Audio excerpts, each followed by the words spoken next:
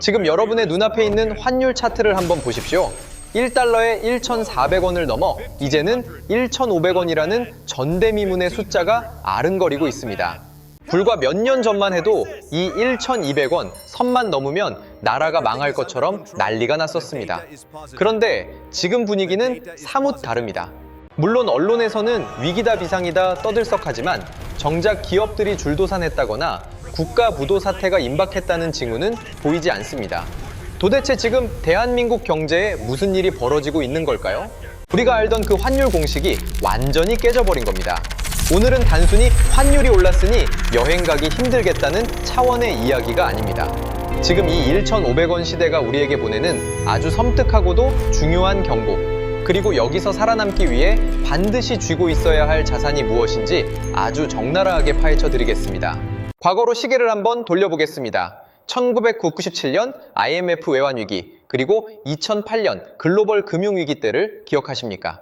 그때 환율이 급등한다는 건 곧 죽음을 의미했습니다. 왜냐하면 당시 대한민국은 빚쟁이 나라였기 때문입니다. 달러를 빌려다가 공장을 돌리고 물건을 만들어 파는 구조였으니 환율이 오르면 갚아야 할 빚이 눈덩이처럼 불어났습니다. 은행은 문을 닫고 기업은 쓰러지고 가장들은 거리로 내몰렸죠. 그런데 2026년 현재의 상황은 그때와는 질적으로 다릅니다. 지금 대한민국은 대외 순자산이 8천억 달러를 넘어가는 순채권국입니다. 쉽게 말해서 이제 우리는 빚을 진 나라가 아니라 외국에 돈을 빌려주고 투자를 해놓은 건물주 같은 나라가 되었다는 뜻입니다. 이 변화의 중심에는 바로 여러분과 같은 개인 투자자들, 그리고 국민연금이 있습니다. 이른바 서학개미라고 불리는 개인 투자자들이 보유한 미국 주식 보관 금액만 해도 1천억 달러를 훌쩍 넘깁니다. 이는 웬만한 국가의 외환 보유고와 맞먹는 수준입니다. 여기에 국민연금은 어떻습니까? 국민연금의 해외 투자 비중은 전체 자산의 절반에 육박합니다.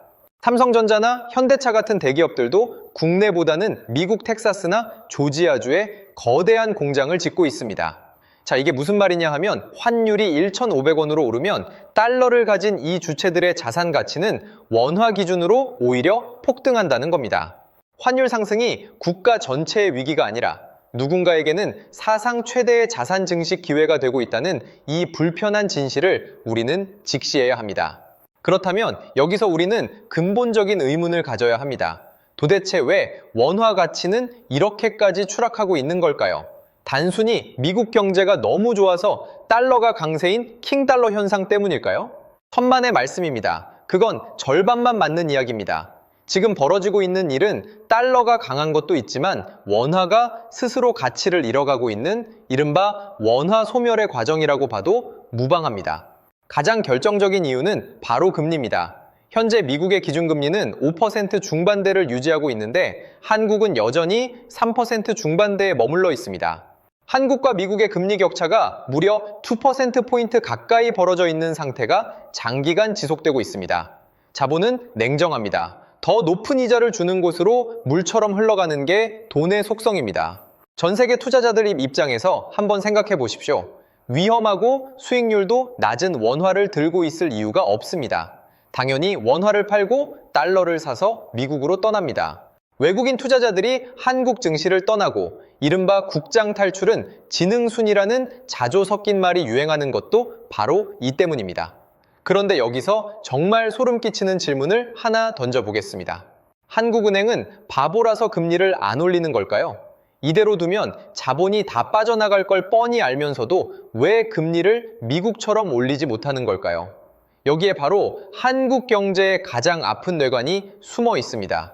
바로 부동산입니다. 한국 경제는 부동산이라는 거대한 인질에게 잡혀 있습니다. 지난 수년간 우리는 빚을 내서 집을 샀습니다. 가계부채는 GDP 대비 100%를 넘어 세계 최고 수준이고 기업들이 부동산 개발을 위해 빌린 프로젝트 파이낸싱 대출 규모도 수백조 원에 달합니다.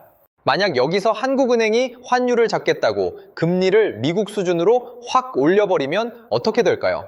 변동금리로 대출을 받은 영끌족들의 이자 부담은 폭발할 것이고 부동산 개발 현장은 줄줄이 부도가 날 겁니다. 건설사가 무너지면 거기에 돈을 빌려준 저축은행과 증권사가 무너지고 결국 실물 경제 전체가 붕괴하는 시나리오가 펼쳐집니다. 결국 정부와 한국은행은 선택을 한 겁니다. 부동산 시장의 붕괴를 막기 위해 울며 겨자 먹기로 저금리를 유지하는 길을 택했습니다. 하지만 경제의 공짜 점심은 없습니다. 금리를 낮게 유지해서 부동산을 방어한 대가를 우리는 지금 환율 폭등이라는 청구서로 돌려받고 있는 겁니다. 시중에 돈이 너무 많이 풀려 있습니다. 광해 통화라고 부르는 M2 통화량 그래프를 보면 하늘 높은 줄 모르고 치솟고 있습니다. 돈이 흔해지니 돈의 가치인 환율은 떨어질 수밖에 없는 구조입니다. 상황이 이렇다 보니 원화의 구매력은 날이 갈수록 쪼그라들고 있습니다. 마트에 가서 장을 보면 물가가 미친 듯이 올랐다는 걸 체감하실 겁니다. 수입 물가가 오르니 짜장면 값도 오르고 기름값도 오릅니다. 내 월급은 그대로인데 원화 가치가 떨어지니 앉아서 벼락거지가 된다는 말이 결코 과장이 아닙니다. 우리는 열심히 일해서 원화를 벌지만 그 원화가 녹아내리고 있는 겁니다. 자, 그렇다면 이제 우리는 어떻게 해야 할까요? 정부가 환율을 안정시켜 주길 기다려야 할까요? 아니면 언젠가 다시 1,100원대로 돌아갈 거라는 막연한 희망 회로를 돌려야 할까요? 냉정하게 말씀드리면 과거와 같은 저환율 시대로의 복귀는 당분간 기대하기 어렵습니다. 저성장 국면에 접어든 한국 경제의 체력과 고질적인 인구 감소, 그리고 미중 패권 전쟁 사이에서 샌드위치 신세가 된 지정학적 리스크까지 고려하면 원화 약세는 이제 뉴노멀, 즉 새로운 표준이 되었습니다. 이제는 생존을 위해 투자 전략을 완전히 뜯어 고쳐야 할 때입니다. 많은 분들이 여전히 자산의 100%를 원화로만 가지고 있습니다. 한국 아파트, 한국 주식, 한국 예금. 이것은 마치 침몰하는 바에 위해서 가장 좋은 객실을 차지하려고 싸우는 것과 같습니다. 배 자체가 가라앉으면 객실이 무슨 소용이 있겠습니까? 이제 여러분의 포트폴리오에 반드시 달러를 태워야 합니다. 환율이 1,500원이라 너무 비싸서 못 사겠다고요? 아닙니다. 이것은 투자가 아니라 보험입니다. 보험이라고 생각하십시오. 여러분이 자동차 보험 들 때 사고 안 나면 보험료 아까운데 하면서 안 드시는 분 계십니까? 없죠. 혹시 모를 대형 사고에 대비해 소멸성 비용을 지불하는 겁니다. 하물며 여러분의 전 재산이 걸린 자산 관리에 왜 보험을 들지 않으십니까? 지금 달러를 산다는 건 내 자산의 구매력을 지키기 위한 최소한의 방어 기제입니다. 그럼 구체적으로 무엇을 사야 하느냐? 단순히 은행에 가서 달러 현찰을 바꾸거나 외화 예금에 넣어두라는 말이 아닙니다. 현금은 인플레이션이라는 괴물 앞에서 시간이 지나면 녹아지 없어집니다. 제가 말씀드리는 건 달러로 표시된 자산, 그 중에서도 미국 주식입니다. 더 정확히 말씀드리면 개별 종목을 고르기 힘들다면 S&P 500이나 나스닥 100 같은 미국의 시장 지수를 추종하는 ETF를 사서 모으셔야 합니다. 왜일까요? 여기에는 환 쿠션이라는 강력한 방어막이 존재하기 때문입니다. 시뮬레이션을 한번 돌려보겠습니다. 만약 미국 주식시장이 10% 하락했다고 칩시다. 그런데 동시에 경제위기 공포감으로 원달러 환율이 10% 급등했다면 어떻게 될까요? 원화 기준으로 여러분의 계좌 잔고는 손실이 제로가 됩니다. 반대로 미국 시장이 10% 오르고 환율도 그대로 유지되거나 더 오른다면 이중으로 수익이 나는 구조입니다. 즉, 달러 자산은 위기 때는 환율이 올라서 내 자산을 방어해주고 평시에는 기업의 성장으로 수익을 안겨주는 전천후 무기인 셈입니다.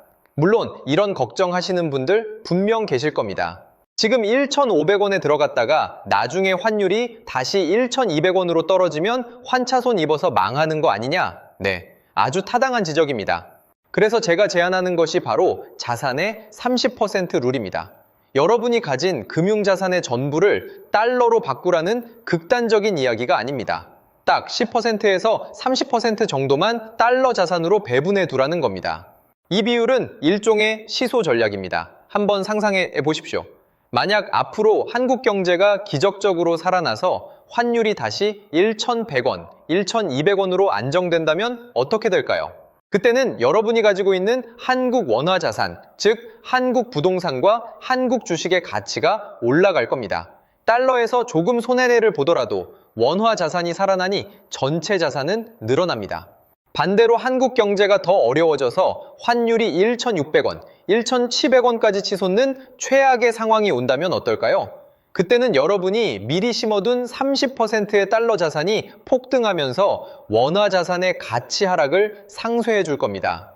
즉, 환율이 오르든 내리든 어느 한쪽에서는 반드시 이득을 보게 만드는 구조. 이것이 바로 부자들이 말하는 잃지 않는 투자의 핵심입니다. 이제 시야를 조금 더 넓혀보겠습니다. 지금 우리가 목격하고 있는 이 고환율 시대는 단순히 경제 지표 몇 개가 바뀐 수준이 아닙니다. 이것은 대한민국 경제의 체질이 바뀌고 있다는 신호탄입니다. 과거 고도성장기에는 한국에 돈을 묻어두면 10%씩 이자를 줬지만 이제 저성장, 저출산, 고령화라는 삼중고에 갇힌 한국 시장은 예전만 한 매력을 주지 못합니다. 외국인들이 바보라서 떠나는 게 아닙니다. 반면 미국을 보십시오. 전 세계에서 가장 혁신적인 기업들이 모여 있고 AI, 바이오, 우주산업 등 미래 먹거리를 독점하고 있습니다. 기축통화국이라는 지위를 이용해 전 세계의 부를 빨아들이고 있죠. 우리는 애국심에 호소해서 원화만 붙들고 있을 것이 아니라 냉철한 이성으로 돈이 모이는 곳에 숟가락을 얹어야 합니다. 내가 번 돈은 한국에서 원화로 쓰더라도 그 돈을 불리는 곳은 미국이어야 한다는 것. 이것이 바로 서학개미들이 우리에게 보여준 앞선 통찰력입니다. 이야기를 정리하겠습니다. 환율 1,500원 시대. 누군가에게는 공포지만 누군가에게는 기회입니다. 그리고 그 기회는 준비된 자에게만 보입니다. 지금 당장 여러분의 포트폴리오를 점검해 보십시오. 혹시 100% 원화 자산에만 몰빵되어 있지는 않으십니까? 그렇다면 여러분은 아무런 보호 장비 없이 태풍이 몰아치는 바다 한가운데 떠 있는 것과 같습니다. 지금이라도 늦지 않았습니다. 당장 오늘부터라도 여유 자금의 일부를 떼어내어 달러 자산으로 옮기십시오. 그것이 미국 주식이든 달러 ETF든 상관없습니다. 핵심은 원화라는 좁은 우물을 벗어나 달러라는 더 넓고 안전한 바다에 발을 담그는 것입니다. 환율은 단순히 숫자가 아닙니다. 내 삶의 구매력을 결정짓는 성적표입니다. 이 성적표를 남의 손에 맡기지 말고 여러분 스스로 관리해야 합니다. 거센 파도가 몰려오고 있습니다. 하지만 파도를 타는 법을 배운 사람에게 파도는 위협이 아니라 더 멀리 나아갈 수 있는 추진력이 될 것입니다. 여러분의 소중한 자산이 파도에 휩쓸리지 않고 그 파도 위에 올라타기를 진심으로 기원합니다. 지금까지 경제 뉴스의 맥을 짚어드리는 똑소리 나는 기자였습니다. 감사합니다.